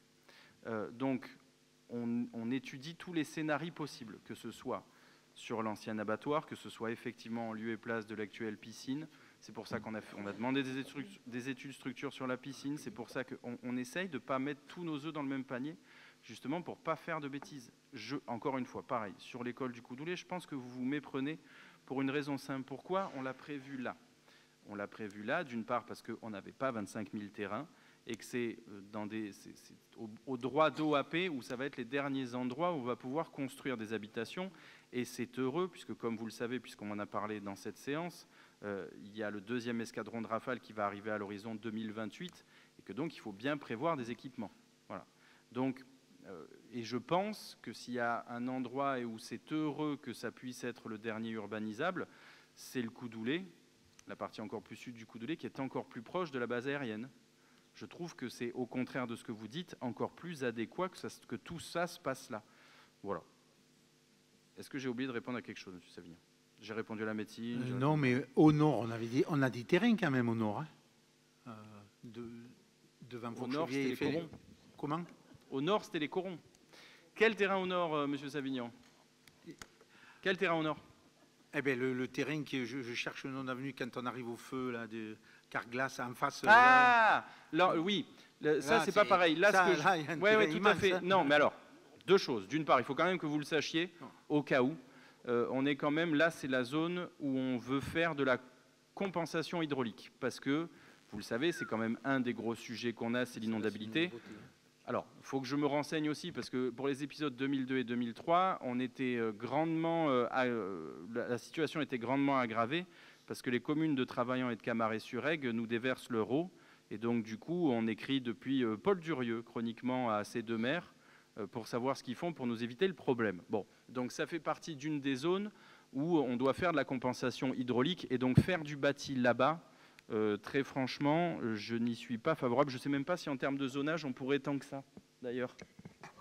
Je ne suis pas sûr. Je suis pas sûr qu'on pourrait tant zoner sur l'ancien mausolée. Je ne suis pas sûr qu'on pourrait construire. Hein. Non. Au mieux, on pourrait faire un parking pas trop... Ah, PPRI rouge assuré avec des codes de 2,30 m. J'étais pas si haut. Donc autant vous dire que sortir un bâtiment là et une école, je les sors d'un endroit qui risque de prendre feu, c'est pas pour les mettre dans un endroit où ils risquent de prendre l'eau. Pareil pour les bâtiments.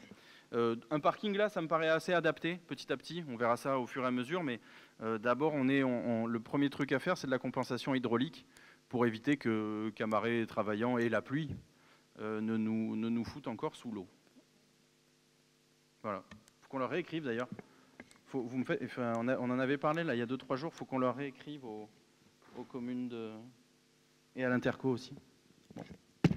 Pardon. Il aurait pu avoir une réhabilitation de la Croix-Rouge hein, aussi. Oui, pourquoi pas. Oui, ça, pourquoi pas. Après, vous savez ce que c'est. On a un certain nombre de bâtiments qui ont été construits avant qu'on ait les documents. Ça me paraît logique du reste, mais même s'ils sont très contraignants, les documents, les PPRI, etc., qui sont nés après les inondations de 2002 et 2003, ça nous cause un vrai sujet, d'ailleurs, du reste sur la sucrerie, puisque votre groupe en parle souvent à raison, mais là aussi, comme c'est classé en PPRI un peu compliqué, on n'a pas le droit de faire de RP de plus de 300 personnes, même contrainte que ce qu'on a eu un peu partout ailleurs à Orange. C'est le droit de l'urbanisme, il n'est pas si simple que ça. Hein.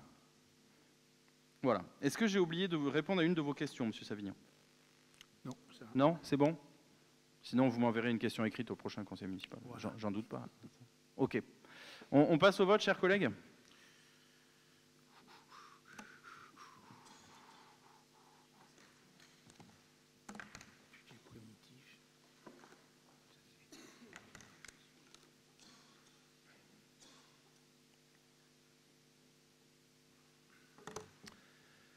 Alors, vous votez contre, monsieur? C'est pas une erreur. Je vous le dis avant. Non, sur le budget principal. Ok, ça marche. Ok. On a toujours voté contre. Ah oui. Je vous croyais plus miséricordieux jadis. C'était un autre temps. Oui, bon, tant pis. J'ai pas emporté votre conviction. Voilà. Jean-Pierre, on n'a pas eu ton scrutin, s'il te plaît. C'est Monsieur Savignon, il nous a endormis. J'essaie d'être calme. C'est toujours mieux. Alors, 35 votants, 35 votes, 26 pour, 2 contre, 7 abstentions. Le dossier est adopté, je vous en remercie. Dossier numéro 14, budget annexe pompe funèbre. Vous avez fait toutes les interventions que vous vouliez, je ne vous pose plus les questions après. Merci.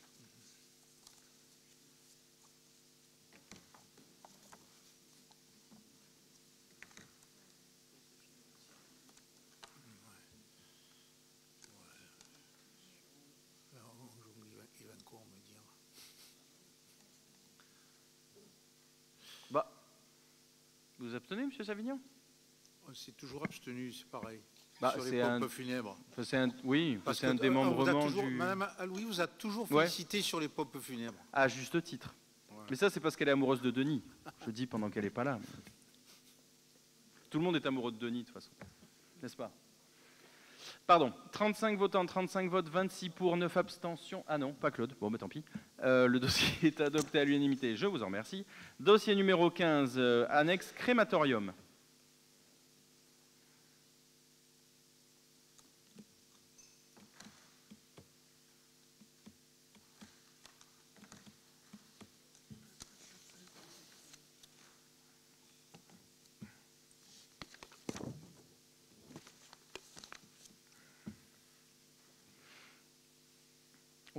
Alors, 35 votants, 35 votes, 26 pour, 9 abstentions. Le dossier est adopté. Je vous en remercie. Dossier numéro 16. Ne soufflez pas, Madame Galma.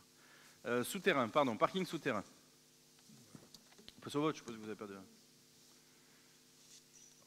Alors, Monsieur Savignan, pour votre gouverne, alors ça date, hein, mais c'est en interne que le service a fait la peinture, qui est très très belle d'ailleurs. On a des bons ouvriers au service.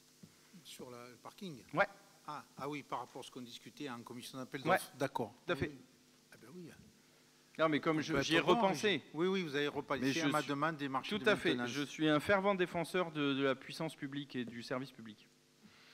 J'ai réuni les deux écoles.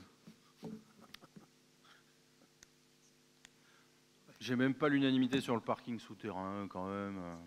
Les gars, déconnez là.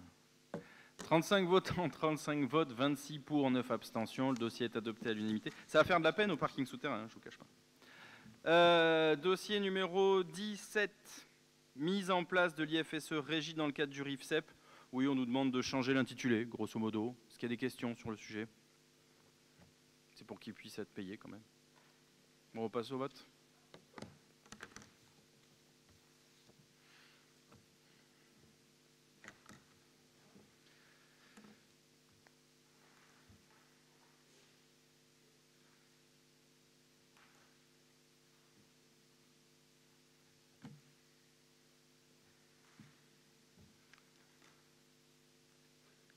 Alors, 35 votants, 35 pour. Le dossier est adopté à l'unanimité. Je vous en remercie. Dossier numéro 18, révision du tableau des effectifs du personnel arrêté au 7 avril 2025. La classique, vous êtes rompu à l'exercice. Est-ce qu'il y a des questions, chers collègues? Non? On passe au vote.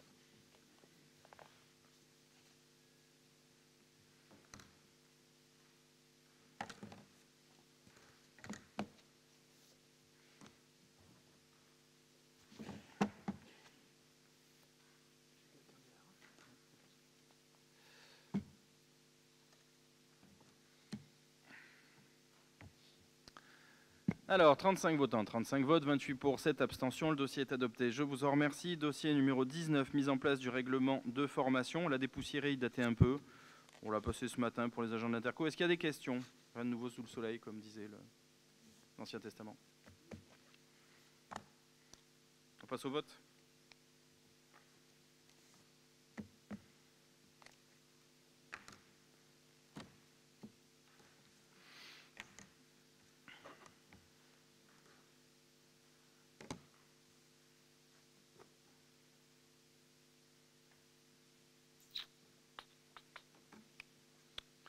« 35 votants, 35 votes, 35 pour. Le dossier est adopté à l'unanimité. Je vous en remercie. Dossier numéro 20, fourniture de matériaux de construction, livraison et retrait pour la ville, le CCAS d'Orange et les pompes funèbres et le pays d'Orange en Provence. C'est un marché global. On en discutait avec M. Savignan, qui était tout à fait satisfait, je tiens à vous le dire quand même. Et je le remercie pour sa participation à la commission d'appel d'offres. N'est-ce pas, M. Savignan?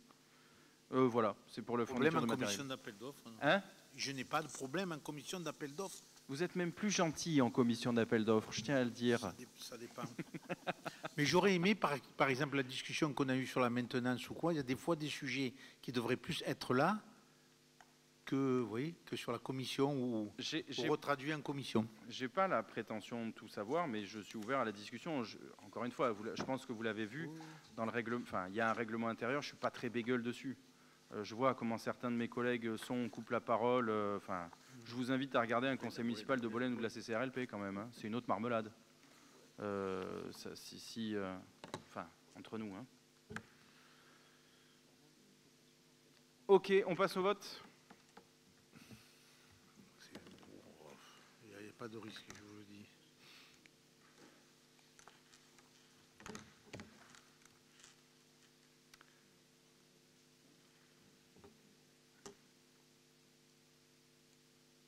Hein 35 votants, 35 votes, 29 pour, 6 abstentions. Vous voulez pas qu'on fasse des économies, j'ai compris. Bon, bah tant pis. Hein, qu'est-ce que je vous dis. Ah, merci, monsieur Savignan. Grâce à vous, on pourra faire des économies. Dossier numéro 21. Oui, pardon, allez-y, je vous en prie, madame Norman. Excusez-moi, j'ai un problème professionnel que je n'arrive pas à résoudre et je vais devoir vous quitter. Est-ce qu'il est possible que je transmette mon pouvoir à monsieur Vaton? Aucun problème. On pourra vous envoyer un mail dès que vous pouvez, on l'a acté publiquement, aucun problème, je comprends. Et vous aviez un pouvoir, vous, ou pas? Non, c'est bon? Si vous pouviez, s'il vous plaît, Madame Normani, envoyer le mail le plus rapidement possible. Il n'y a pas dans le fait ce que vous avez à faire, il n'y a pas de problème. Voilà. Vous le notez, messieurs? Ah oui, oui, s'il vous plaît, si vous aviez le temps de signer les documents budgétaires, s'il vous plaît. Monsieur Vaton, vous avez charge de travail double.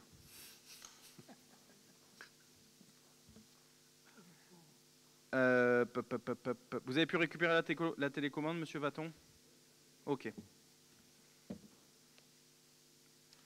On passe au dossier 21. Est-ce qu'il y a des questions? Non, on passe au vote. Ouais. Oui, pardon. Non, c'est juste un petit rappel, hein, puisque oui, c'est des demandes d'anciens, de nomination de rue, tout ça. Oui. Pour vous rappeler qu'on avait demandé qu'une rue soit dédiée à l'ancien maire, M. Alain Labbé. Voilà. C'est tout. Oui. Je vous l'avais dit déjà. Hein. Oui. C'est tout, c'est tout. Oui, oui. Oui. Vous le ferez un jour. Je vous laisserai le faire. Quand vous serez à ma place, je vous laisserai. Ok. Dieu est son âme, hein, je ne veux pas être méchant. Oui. Monsieur Vaton. Oui, Chemin des Baux, je pense que c'est une bonne chose, ça, c'est bien, puisque le prince des Baux était prince d'Orange. Tout à fait, j'ai fait attention à vos remarques précédentes. Et c'est beaucoup mieux que Charlemagne. Je ne sais pas pourquoi vous n'aimez pas Charlemagne. Non, c'est pas. Oui, j'aime pas du tout Charlemagne, d'ailleurs. C'est étrange. Vous aimez pas trop la France, en fait, hein?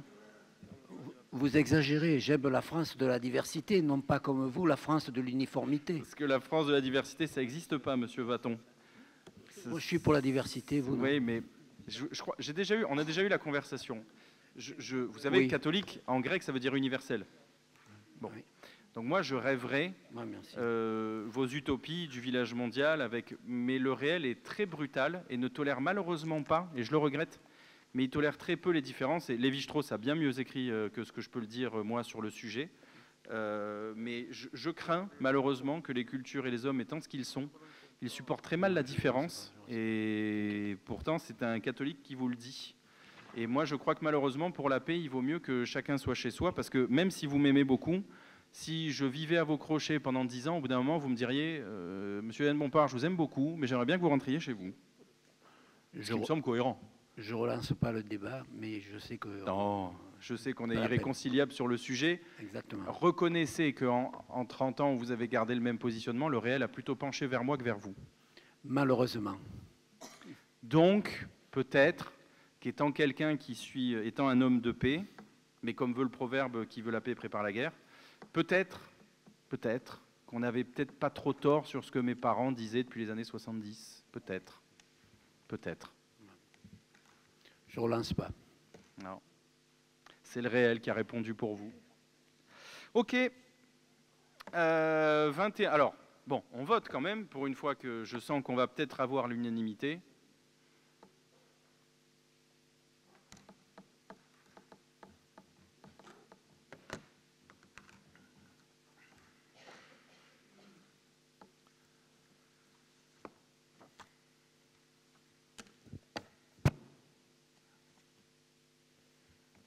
Il nous manque les scrutins de Madame Grabner, Madame Jouffre et Monsieur Page. S'il vous plaît, chers collègues.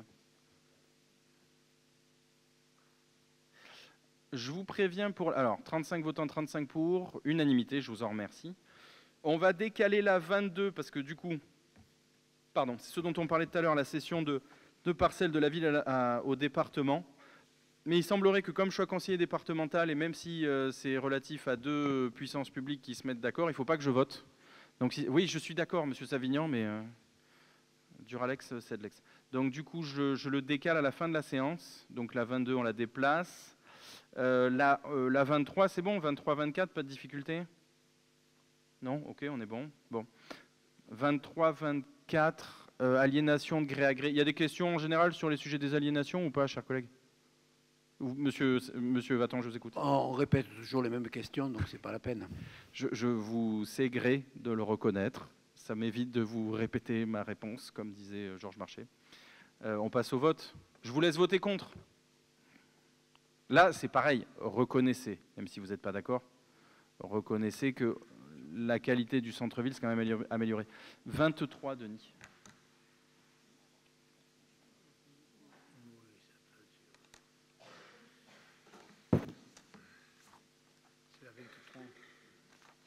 Je vous fais une confidence, Monsieur Vaton. Quand mon père a été élu en 95, il disait « J'aimerais arriver qu'Orange soit aussi belle que Carpentras ».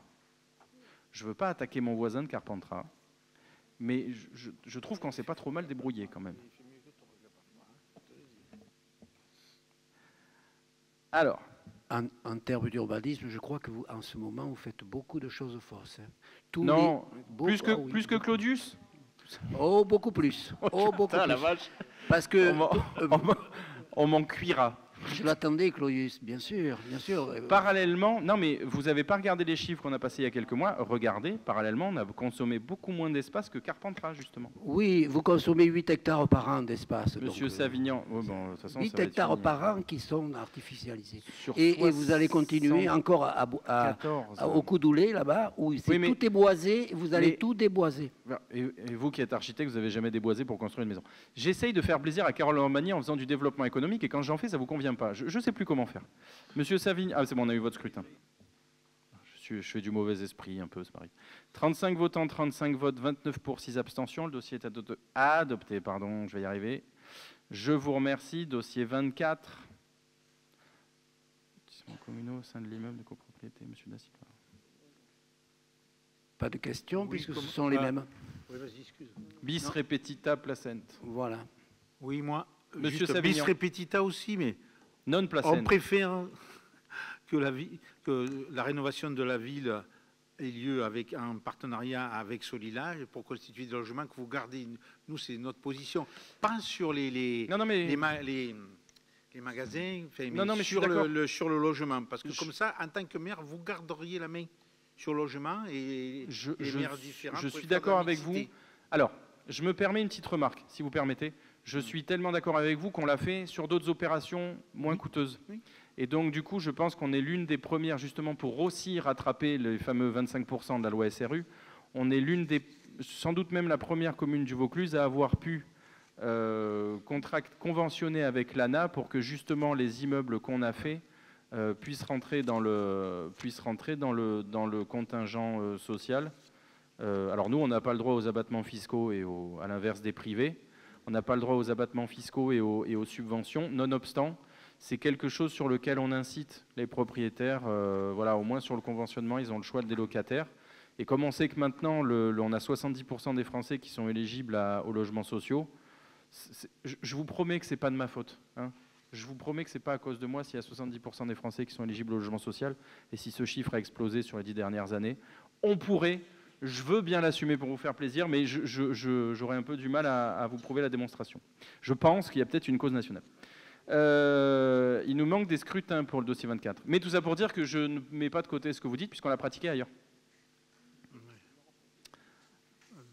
Alors, il nous manque les scrutins de M. Dupont, M. Gastou, Mme Alouis, Mme Normani, M. Proto et M. Vaton.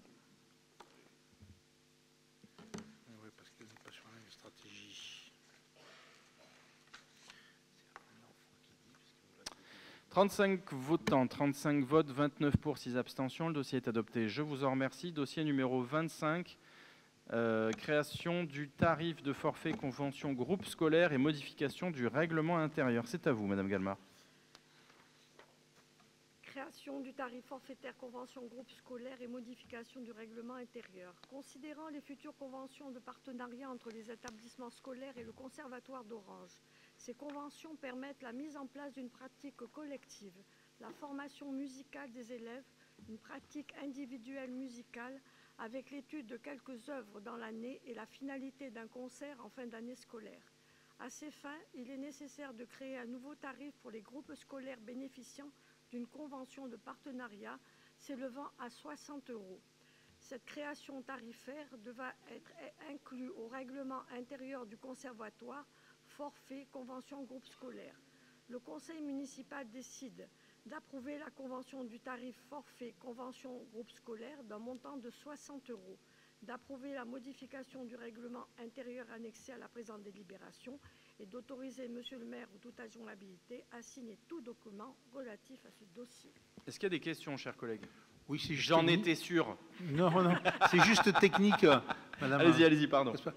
Pas bien compris sur le délire, c'est 60 € pour le groupe ou par élève? Pour le groupe. Non, par élève. Pour l'année. Par élève. Par élève pour l'année. Pour l'année. Par an. Ouais. Par élève, 60 par euros an. par élève par an. Ah, ça va. Bon. Ça vous convient? Oui, c'est correct. Il nous semble. Écoutez, c'est pas qu'avant l'heure. Est-ce qu'il y a d'autres questions? Monsieur Savignan va commencer à dire qu'il infuse sur les choix de cette majorité. Ça, c'est la puissance du trotskisme, ça s'insinue partout. On passe au vote. Je vous charrie, hein, monsieur Savignan. Ne me tirez pas dessus.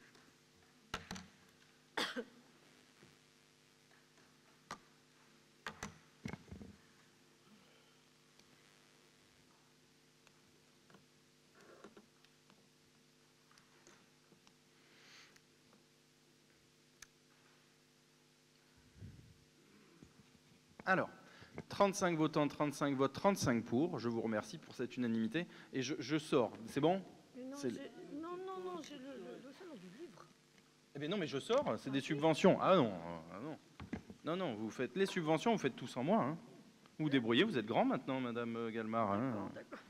Je ne serai pas toujours là. Hein. Allez, merci. Soyez sages.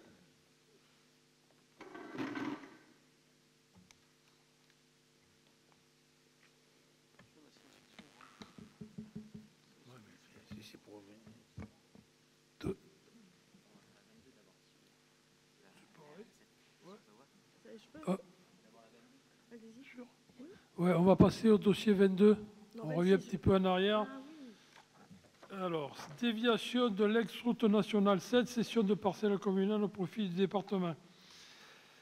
En application de la loi, etc., les dernières routes nationales en Vaucluse, et notamment l'ex-RN7, a été transférée au département à compter du 1er janvier 2024. Dans ce cadre, le département de Vaucluse a repris les négociations initiées par l'État avec la commune d'Orange au titre de l'ex-déviation RN7 devenue RD 907. En effet, par voie d'ordonnance d'expropriation en date du 19 avril 2016, la commune d'Orange a été expropriée de plusieurs parcelles. Dans la continuité des pourparlers engagés par l'État avec la commune et dans une logique amiable visant à faire aboutir les négociations, le département propose une indemnisation totale d'expropriation des terrains communaux d'un montant de 2 099 370,30 €. Par ailleurs, le département sollicite l'acquisition des parcelles communales 6 lieux-dits La Violette en zone naturelle permettant de réaliser des mesures compensatoires écologiques liées à l'aménagement de la déviation d'Orange. Il est précisé que ces parcelles sont grevées par les emplacements réservés. La ville d'Orange accepte de céder au département pour partie des dites parcelles, soit une emprise de 32 895 m². Le conseil municipal décide d'approuver l'indemnisation totale d'expropriation des terrains communaux visés dans la délibération d'un montant de 2 099 370,30 € et d'approuver la cession au profit du département de Vaucluse d'une partie des parcelles communales cadastrées sud-mentionnées. Y a-t-il des questions? Oui, simplement, la recette a bien été inscrite pour le BP 2025 ? 2,5 millions. Oui. Oui. Oui. Donc c'est compté dans la recette, d'accord. Oui. D'autres questions? Non, c'est bon. Passe au vote.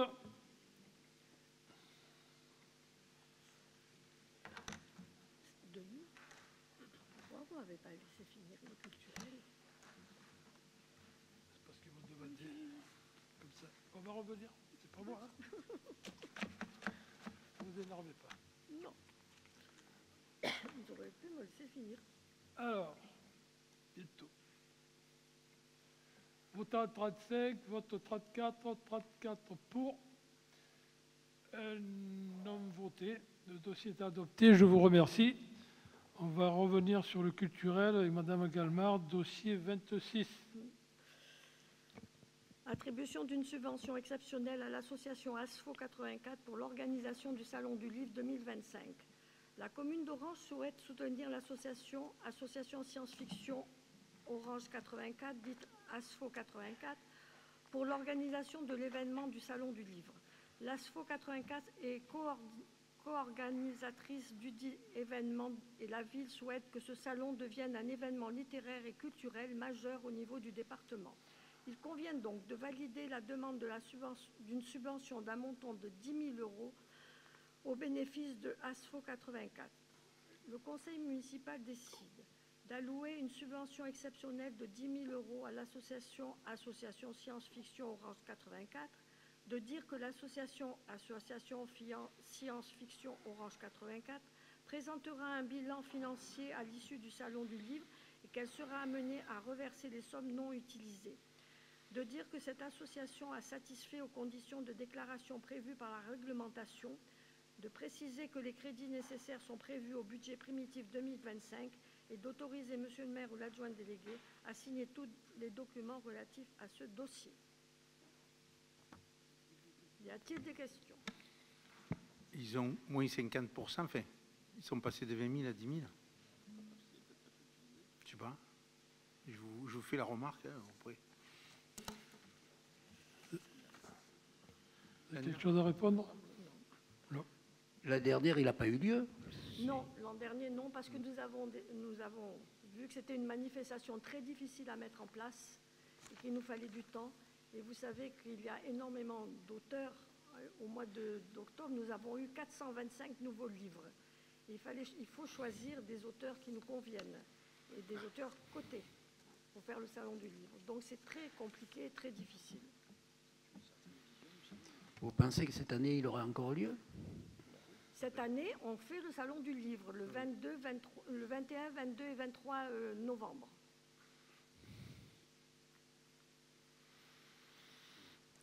Il y a d'autres questions? On va passer au vote.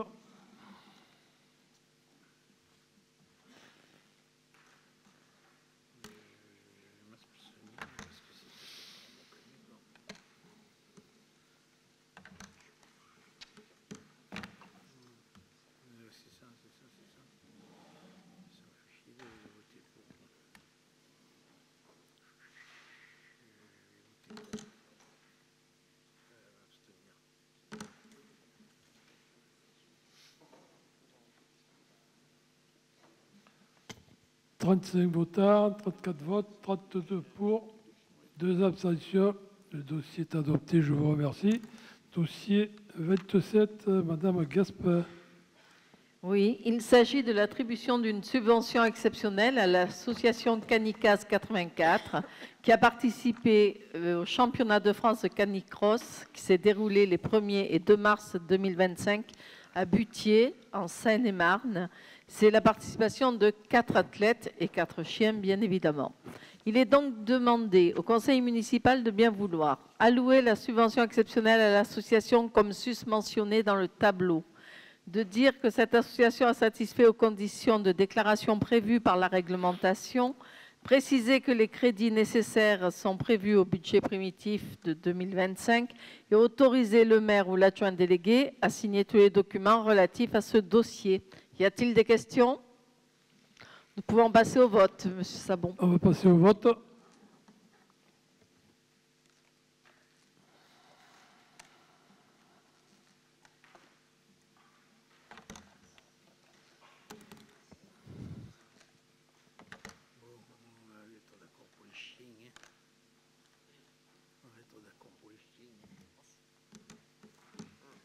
Madame Gramner.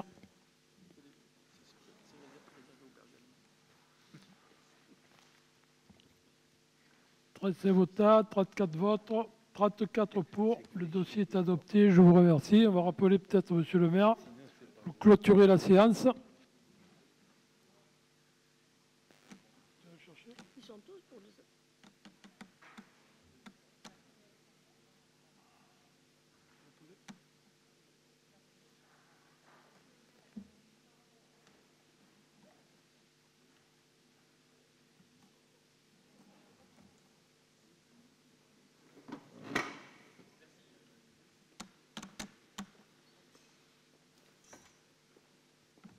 Alors, la séance est vous m'entendez bien? C'est bon.